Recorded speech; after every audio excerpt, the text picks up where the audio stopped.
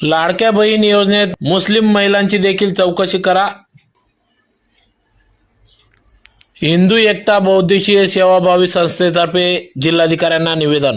महाराष्ट्रातील लाडकी बहीण योजनेचा लाभ घेणाऱ्या हिंदू महिलांची चौकशी होत असेल तर मुस्लिम महिलांची देखील चौकशी करावी अशी मागणी एका लेखी निवेदनातून माजी नगरसेवक हिरामन आप्पा गवडी यांनी जिल्हाधिकाऱ्यांकडे केली आहे।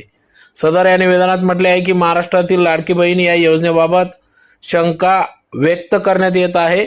विरोधकही यात सक्रिय झाले आहेत। अनेक ठिकाणी शासनातर्फे चौकशी देखील सुरू आहे। मुस्लिम धर्मियांचाही या योजनेत किमान 60 ते 70% सहभाग असून ज्यांना 3 किंवा 4 पत्नी आहेत आणि त्या सर्वच्या सर्वांनी योजनेचा फायदा घेत आहेत, त्यांची देखील चौकशी होणे गरजेचे आहे। एकाच महिलेला लाडकी बहीण योजनेचा फायदा देण्यात यावा, यामुळे खऱ्या लाभार्थींनाच लाभ होईल असे या निवेदनात म्हटले आहे। तर आधार निवेदन देतेवेळी अनिल थोरात, मयूर सूर्यवंशी, भूषण गवडी, पवन जाजू, हिरामन आप्पा गवडी आदी पदाधिकारी या ठिकाणी उपस्थित होते। महाराष्ट्र सरकारने महाराष्ट्रातील महिलांना करण्यासाठी लाडकी बहीण योजना केलेली होती, ती आज तागायत सुरू आहे। परंतु त्यामध्ये